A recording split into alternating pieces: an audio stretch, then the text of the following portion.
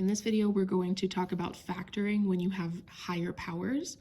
The overall idea is that you can actually factor exactly how you do when you have lower powers. So at the beginning, I have an example of a regular old quadratic, which we've factored before, and then a higher powered one that looks very similar, so we can see how you can use the same technique for both.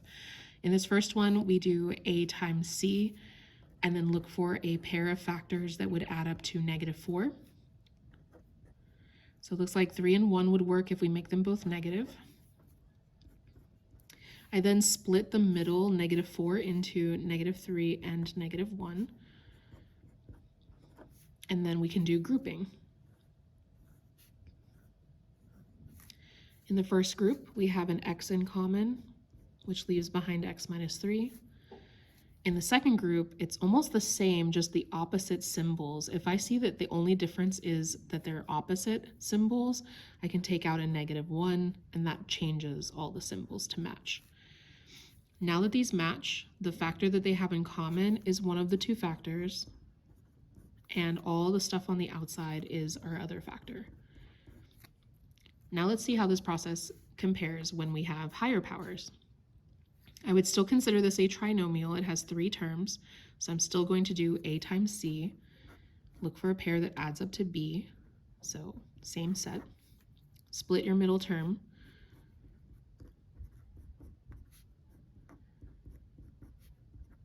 so our first change so far is that when you split the middle, it should keep the same x that it had before, since it should still add to the x that there was before. So to keep this as an x squared, I just need x squared in each of those two. Now we do grouping. In the first two, there's an x squared in common, which leaves behind x squared minus 3. In the second one, by the same logic, I'm going to take out a -1 so that these two match. And now my two factors are x squared minus 3 and all the stuff on the outside, x squared minus 1. Now, if you look at how they compare, they're so similar and all of our steps were identical. There is one more challenge that does happen when you have a higher power though. What happens is, since we have a higher power, there's the potential that we might actually have more factors than we had before. Here I only have 2 x's, and so they can't really split any further than 2 factors. But here I have 4 x's, so I could have potentially up to 4 factors. I noticed that the second one is a difference of squares, because 1 is square rootable. So I could actually break that apart even further, and that accounts for 2 of our x's. This first one I don't want to split because I would have to split up a 3, which is not square rootable, so I'm just going to leave that one. And so we still have a total of 4 x's, but it was able to split a little bit further than it was before. So in general, you're going to factor exactly how you always have, but you could have to continue factoring when you're done. So just double check your answer and see if it's fully factored. Another example of a higher power factoring is just straight grouping, which we've already been practicing. So the main difference here is that you don't have to split a middle term in order to create 4 terms to then group. So these are pretty easy to tell because they already have 4 terms. It seems like it's too many, but it actually means we've done the first step for you. So just go straight into breaking this into 2 groups. The first two have x to the 5th in common. Taking that away, we're left with 5x to the 3rd minus 2. In the second one, I see that we could take out a 2 and an x.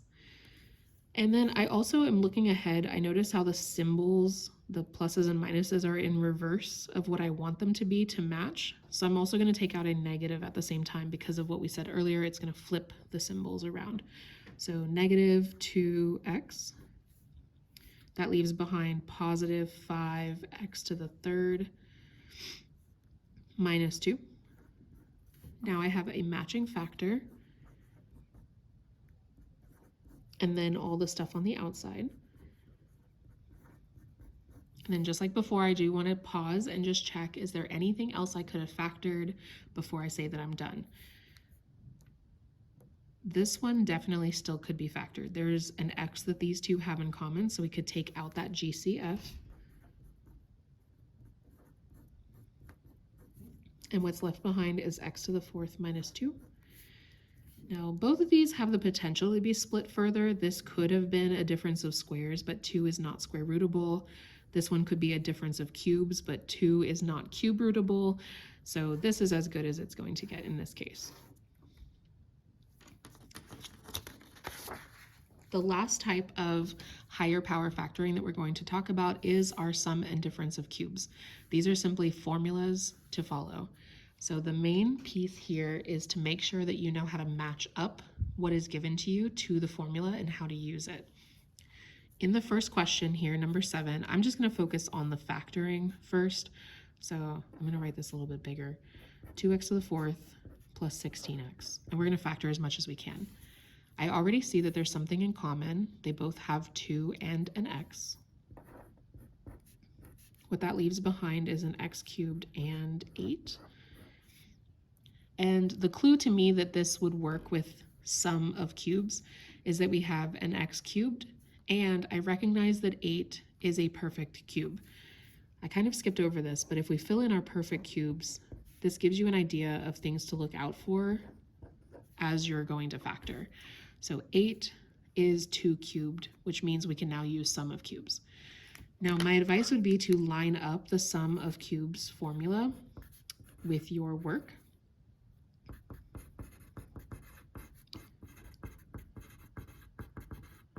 So that way we can compare what you have and what it needs. The formula says that the first term in your factor should be the a cubed.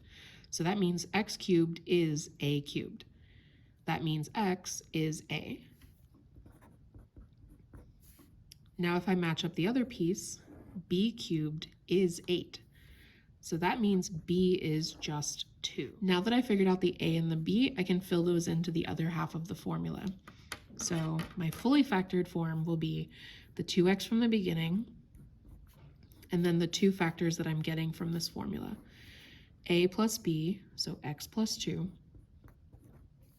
a squared minus a times b plus b squared. When you do a sum or difference of cubes, although one piece of the factoring looks quadratic, this will not factor any further. So if you are solving, you would need to solve this piece by completing the square or quadratic formula. It will not factor.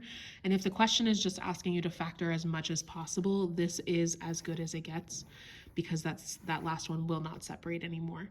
Since this one is a solving question, I'm going to go ahead and set it equal to 0 and finish this out. When you have all of your factors and it's equal to 0, you finish it off by setting each factor equal to 0 and solving each one separately. In our first one, if I divide by 2, 0 divided by anything is 0. That's one of our answers. In the next one, if we subtract by 2, we get that x is -2. That's another answer. And then our last one, I need to do either completing the square or quadratic formula.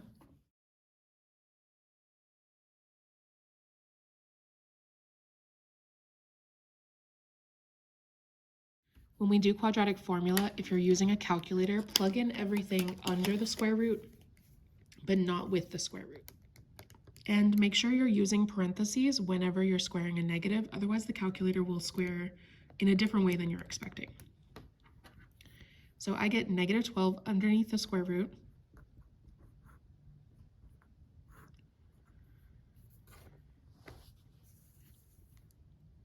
A square root of a negative is I.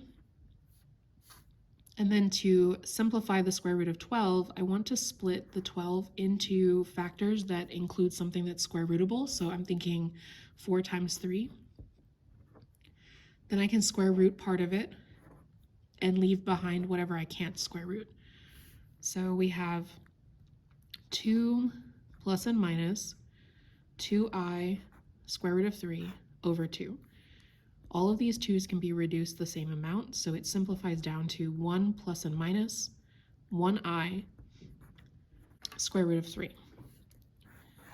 Now to check if we have all of our answers, you can look at the power on the original equation. That tells you how many solutions you're expecting, and then count your solutions. So I'm expecting 4, I have 1, 2, 3, 4. plus and minus counts as 2.